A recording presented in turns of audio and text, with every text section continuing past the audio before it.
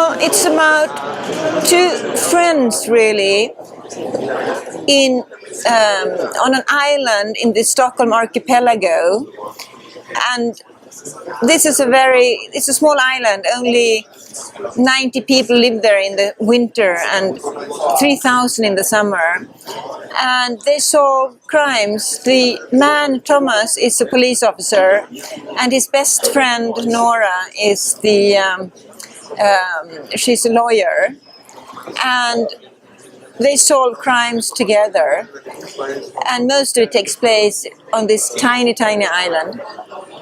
I started with the lawyer, Nora, because I used to work as a lawyer, so I thought it was easy to use that from my own history.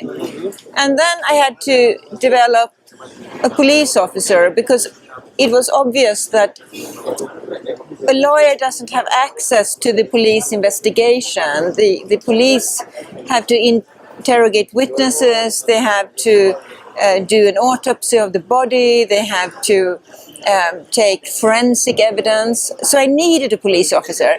And then I thought, I'm going to have a different kind of police officer. I don't want the American kind, where they are always super tough and they don't have any friends and they are divorced and they drink whiskey all the time. So I thought I'm going to have a nice, sympathetic kind of guy, the kind that you could have a beer with.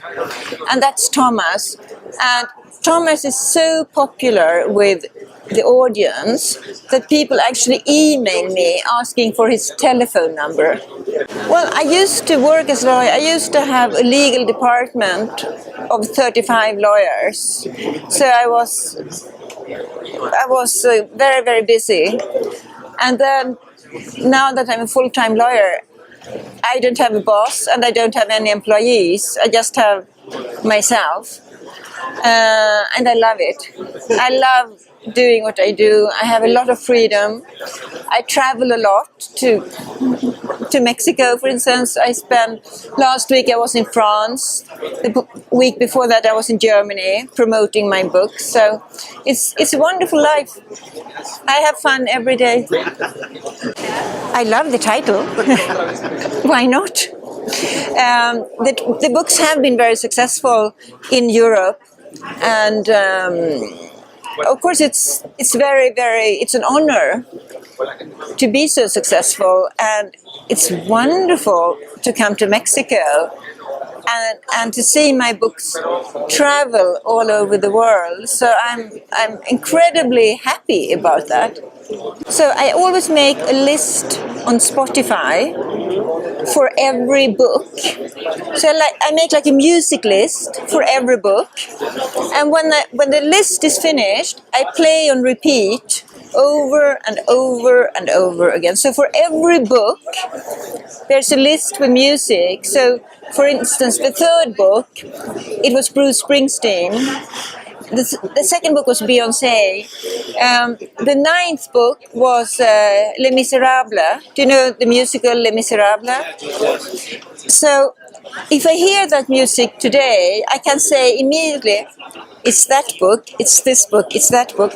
And when I sit down to write, I plug in my headset and I put on the music, and it has like a trigger effect. It puts me in writing mode, and then I just plug it in, I start writing, and then I write. So I can write on airplanes, on trains, on ferry boats, in cafes. I write everywhere, because with the music I'm in this bubble, and then I write. I like physical books, but what I do is I listen to audiobooks a lot. So I always have 2 books that I'm reading, and then I have 1 book that I'm listening to. So every day I have at least an hour of listening. If I'm driving, if I empty the dishwasher, I do laundry, the stuff you do at home. you always have things you have to do at home, and then I listen. So I have my iPhone in my back pocket of my jeans and the earplugs, and then I can cook dinner or take care of things at home. So I always listen as well as read the physical, but I've never read an ebook. I'm not there. Yes, read a lot. You absolutely have to read a lot and write a lot. Even if you write something that you think is terrible, write it anyway, because if you write something, you can always edit, you can always change, take away, write something more, turn it over.